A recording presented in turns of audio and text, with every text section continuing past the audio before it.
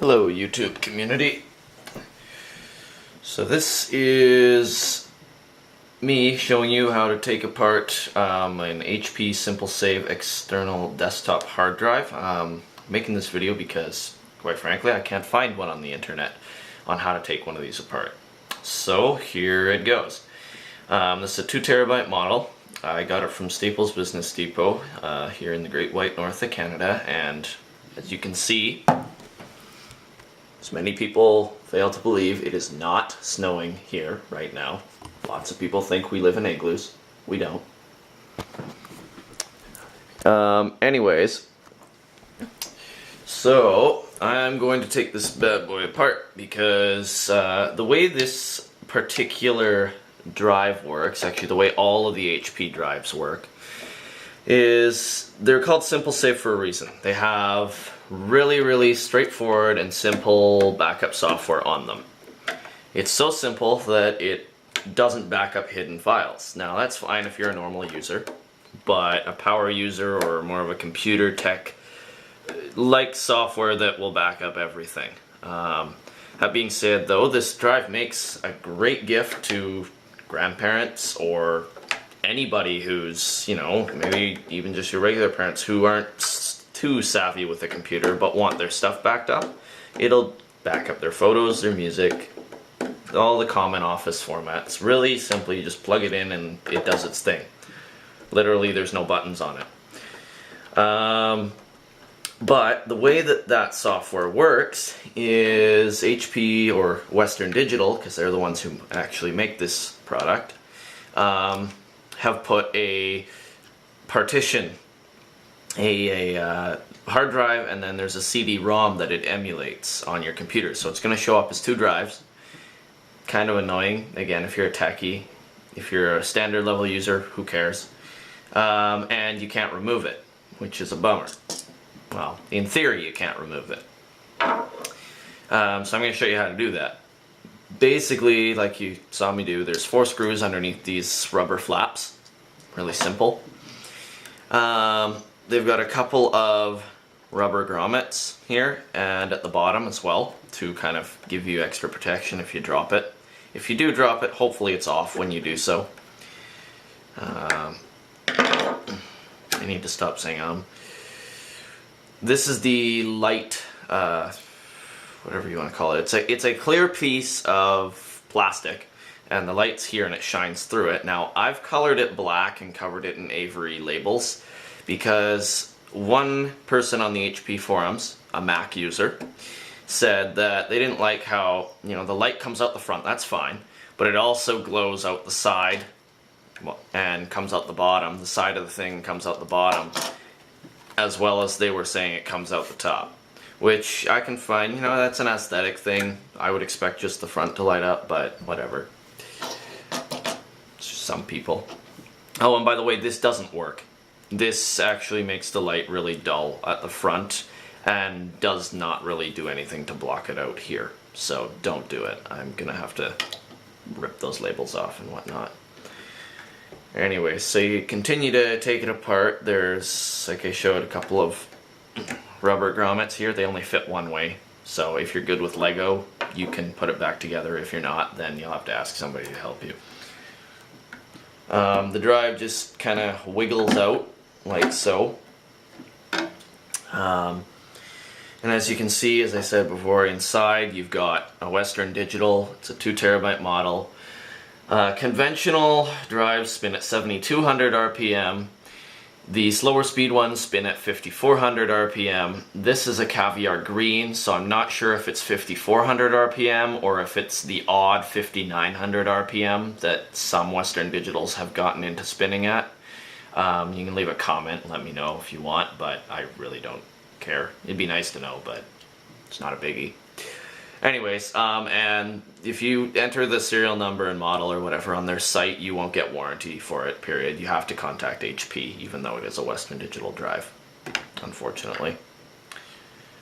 So, the whole beef about this was removing the CD drive emulation fake thingy that's on here.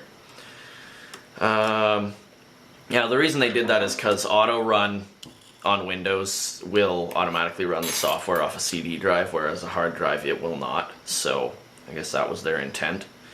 But the CD drive, this is the CD drive, in quotes, because it doesn't look anything like a CD drive. But it basically makes the computer think it's running a CD drive again, so it can automatically run. But it's just a standard SATA power and data interface with your 12 volt 1.5 amp connector and USB A to mini B, I believe. Anyways, I guess you could hook that up with any hard drive if you wanted to, in case you needed an external controller of some kind. And then the drive just, thankfully, uses standard SATA. So in theory, the whole point of taking this apart was you could pop this into your computer, 2 terabyte drive, format it, and you would have no HP software. It would function like an off-the-shelf 2 terabyte drive. But because this whole thing was $99 clearance, it kicks the crap out of 2 terabyte drive prices retail. I mean, you can go online at NCIX and Tiger Direct or Newegg and get a 2 terabyte drive for sometimes $80 on special now. And that's kind of a standard because they have 3 terabytes out now. But for retail in a store such as Staples or Future Shop or Best Buy, this is a hell of a deal for 2 terabytes. But we're going to go ahead and put the whole guy back together now.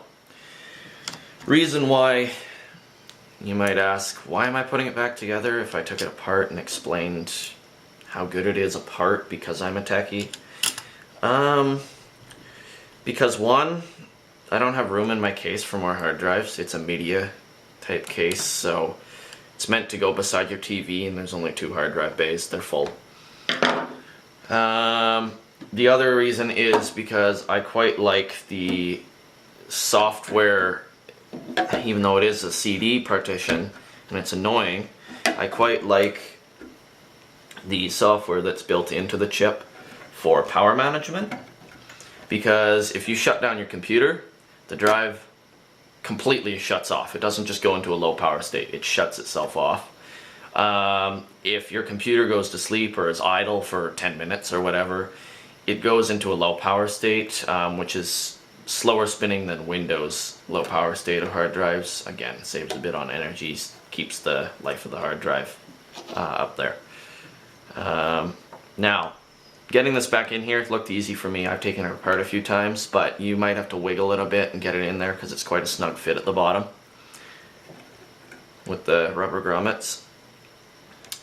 So I'm going to put these ones back, clip this in here. Should probably take those off, but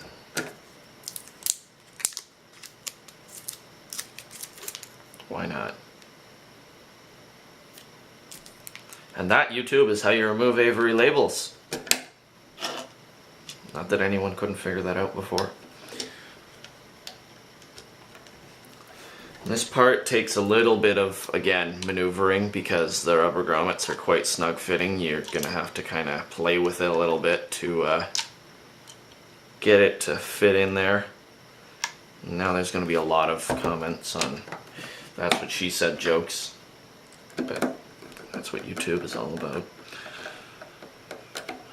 You do up the screws, and I mean, I'm pretty sure you can figure it out from here, but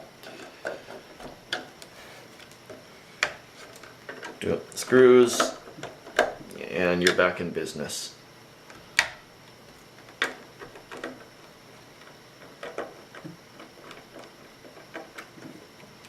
And just in case anyone wanted to look at my serial numbers or anything, I don't care. I've already run them all through, and they don't give you warranty anyways. You have to call HP. So that is how you take apart and put back together the HP Simple Save external desktop hard drive. It's a 2 terabyte model again for 99 bucks clearance from Staples Business Depot here in the Great White North, Canada. For retail, that is a hell of a deal. But if you know where to look, ncix.com is my favorite, or Tiger Direct if you want another alternative. Pretty darn cheap to get 2 terabytes nowadays, but retail 100 bucks is dirt cheap.